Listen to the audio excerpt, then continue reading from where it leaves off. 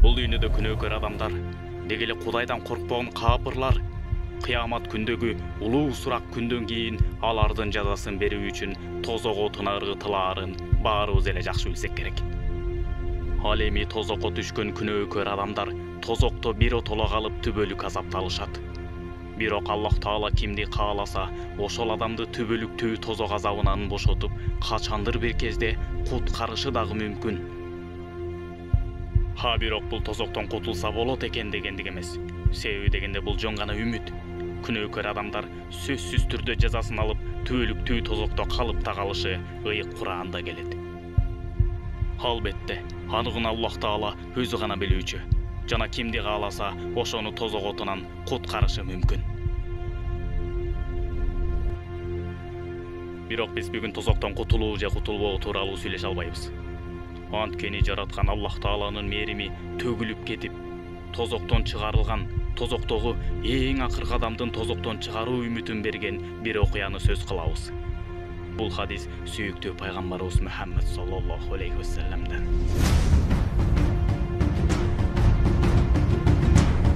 Тозоктон чыгарылган эң акыркы адам. Ошентип тозокто эң акыркы адам калат. Бул окуяны сүйүктүү пайгамбарыбыз Мухаммад саллаллаху алейхи вассалам өзүнүн сахабаларына айтып берип отурган кез. Ошондо тозоктогу эң акыркы адам тозоктун азабын көптөгөн кылымдар бою көрүп, кыйналып турган кезинде, баягы тозокто кыйналып аткан адам жараткан Аллах Таалага көз жашын төгүп кайрылган кезде, Аллах Таала акыры баягы адамга назарын салат. Себеби ал адам өзүнүн күнөөсү үчүн толугу менен кылымдар бою жазасын алып бүтөйүн деп калган чак эле. Мына ошондо Аллах Таала ал адамды тозоктон чыгарууну каалап, ал адамга ырайымдуу көңүлүн бурат. Мына ошондо баягы тозоктогу акыркы адам, баягы көз жашы менен Аллах Таала өзү каалаган деңгээлде жалбарат. О жараткан Аллахым, о Роббим, менин жаным ушунчалык кыйналып кетти. Бул азабыңдан мени куткарчы. О Роббим, мени куткарчы. Бул тозок отунан менин жүзүмдү оолак кылчы. Бир гана ушуну сураймын, о жаратканым. Тозоктон чыга албасам да, жок дегенде ушул тозоктун табынан жүзүмдү эле буруп койчу. Тозоктун табы жүзүмдү күйгүзүп жанымды кыйнады. О жараткан Аллахым, менин жүзүм гана булоттон оолак болсунчу. Бир гана ушул эле нерсени сураймын, о жараткан Аллахым, менин жүзүмдү гана ушул тозоктун жалбырыттаган табынан оолак кылып тескери буруп койчу. О жараткан Аллахым, деп жалбарган кезде.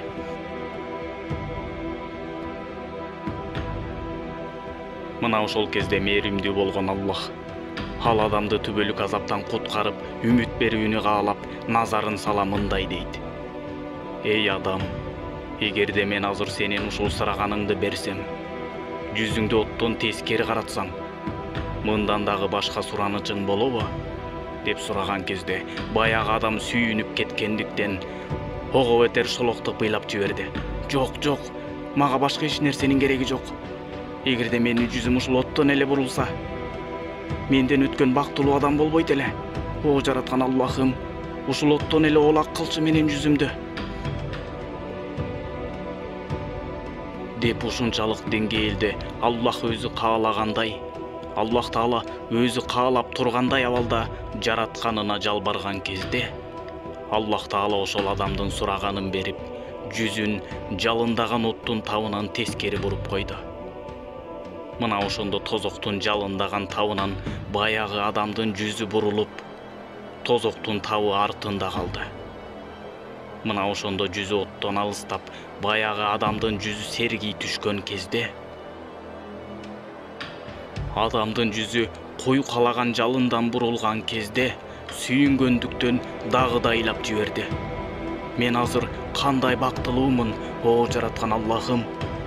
Сен мага кандай чоң неемат бердиң, менин жүзүмдү жалындап аткан оттун табынан буруп койдуң. Мен азыр кандай бактылуумун, деп адам шолоктоп ыйлап сүйүнүп кетти.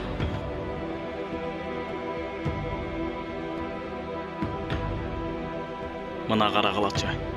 Адам тозоктун төрүнөн чыккан жок. Болгону гана 151 аз оттун табынан оолак болду. Жүзү гана оттон алыстаганына сүйүнүп, өзүн ушунчалык бактылуу сезип, кубанганынан ыйлап жиберди. Мына ушул жерден эске сала кетчү нерсе, бул жерде бир чоң сыр бар. Мына ушул азыркы абал, азыркы болуп аткан учур бекеринен болуп аткан жок. Эгерде жакшылап байкасаңыздар, бул жерде Аллах Таала менен адамдын ортосундагы кандайдыр бир мамиленин башталып аткан кези.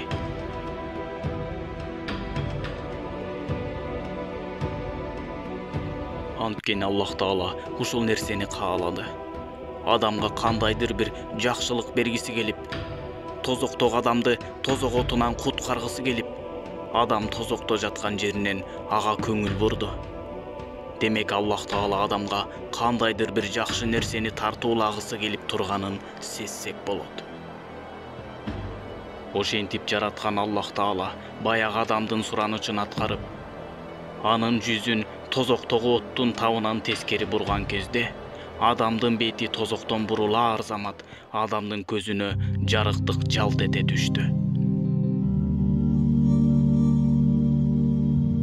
Адамдын жүзү тозоктон бурулуп, тозок отунан тескери карап, артын караган кезде кандайдыр бир кооз жарыктык көздөрүнө чагыла түштү.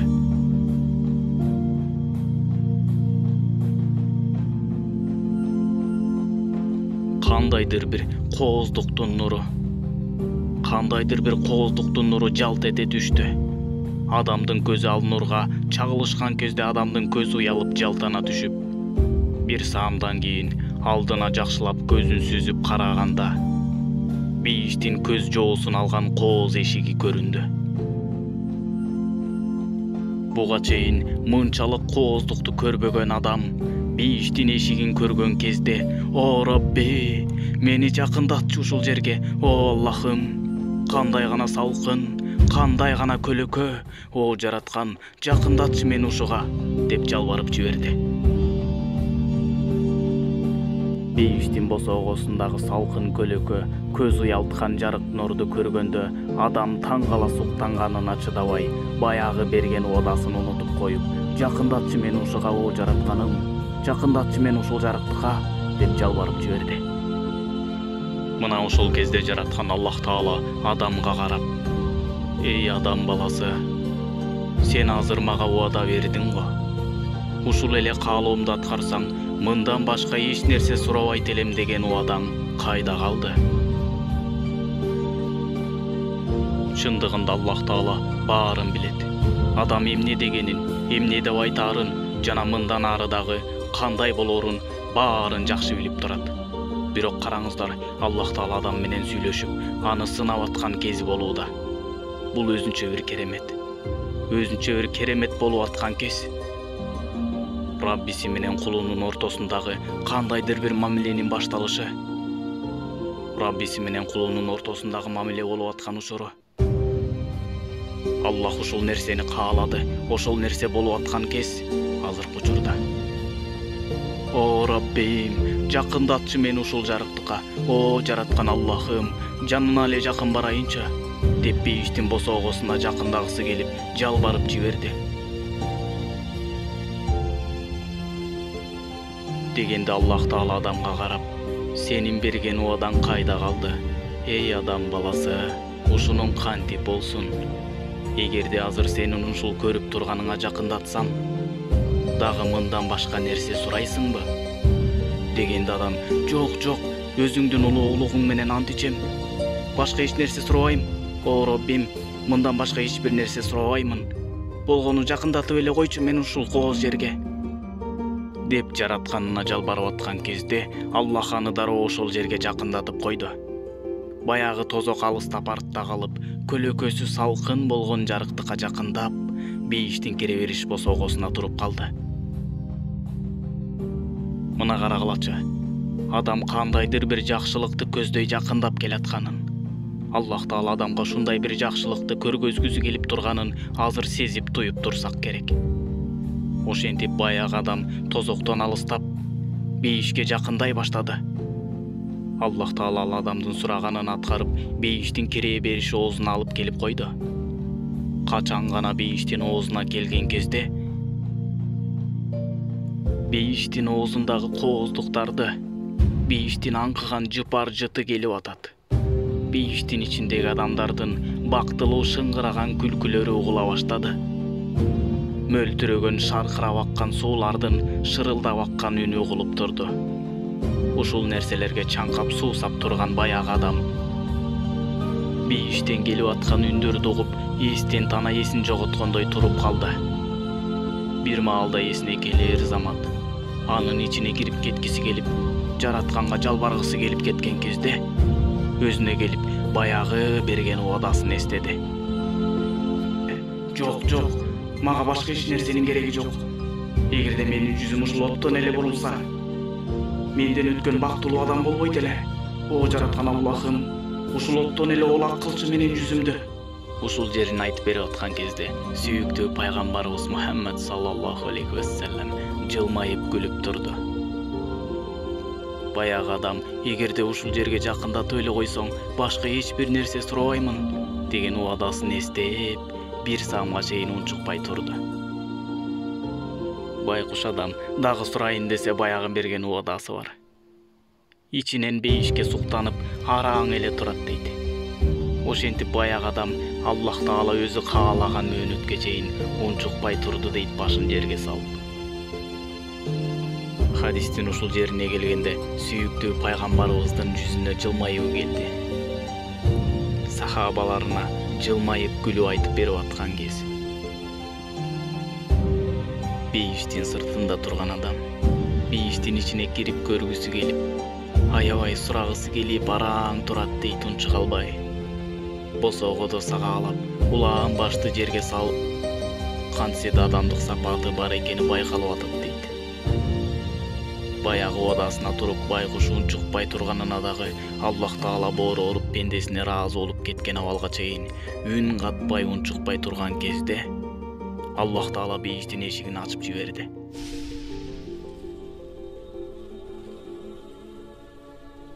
Качан гана бейиштин эшиги ачылар замат бейиштин ичиндеги рахаттар көзгө уруна түштү. Ширеси толгон мөмө жемиштер сабаалап турат. Гүлдөрдүн жыпар жыты мурунга келип урунган кезде адам өзүнө атпай кетип, "О Раббим, ушул гүлдөргө барайынчы. О Аллахым, ушул кереметтүү жайга алып барчы мени. Ушул кооз бейишиңе киргизип койчу мени. Ичин көрөйүнчү, о Аллахым. О Раббим, мелдиреп аккан суусунан ичейинчи. О жараткан Аллахым, бейиш суусунун даамын татайынчы. Таттырчы мага даамын, о Раббим", деп жалбарып жиберди.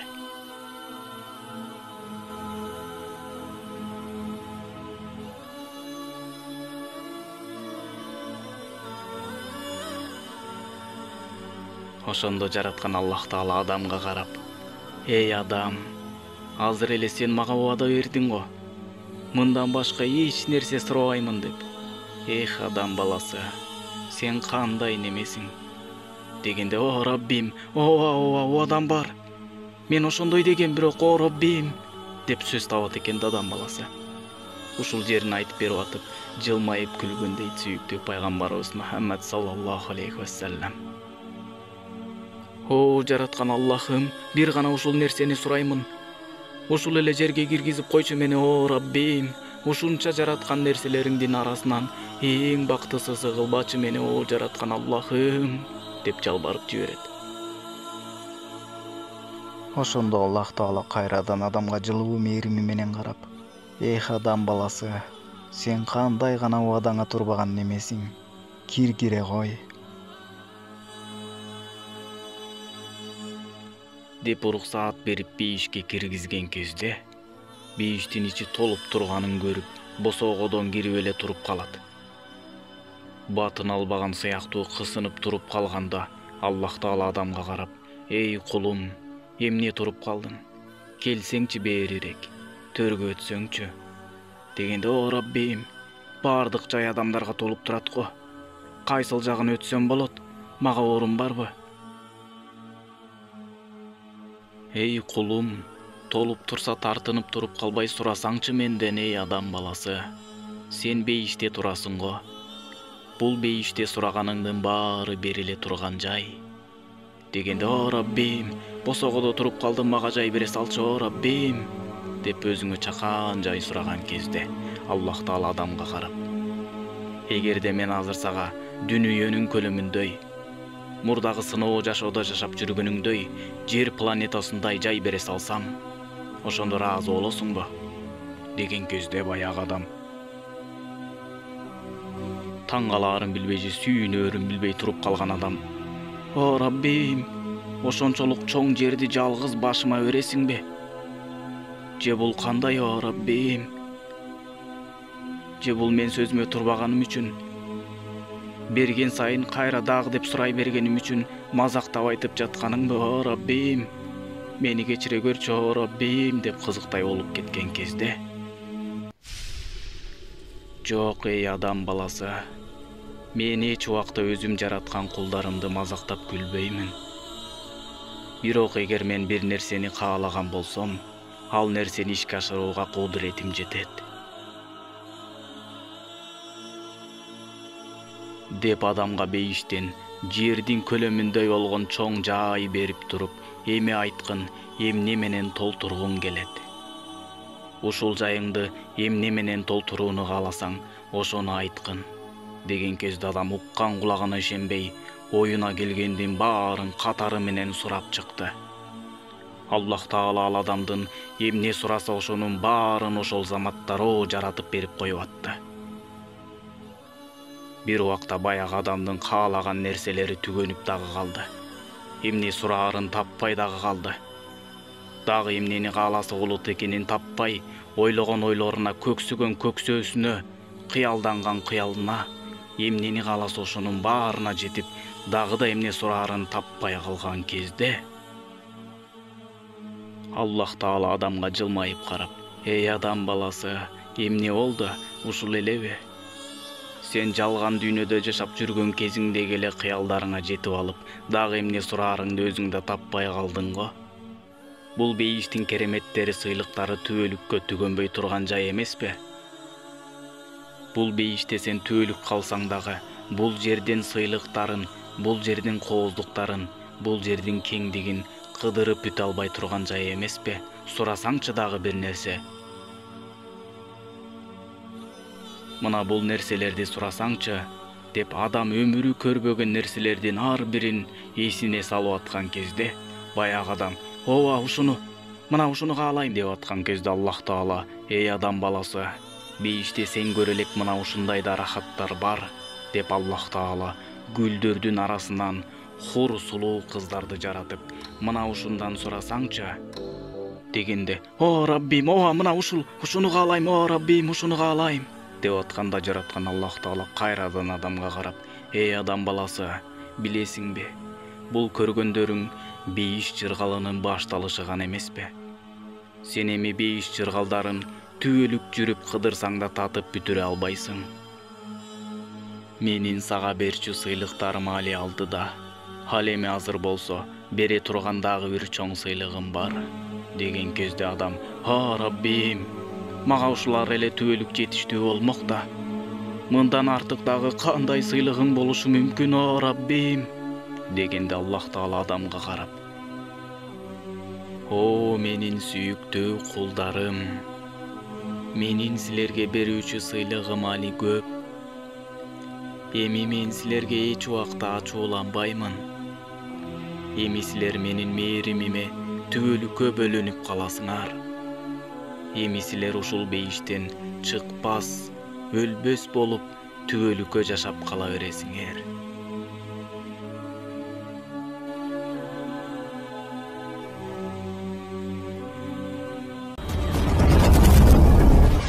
Видеону даярдаган Шындык ТВ каналы.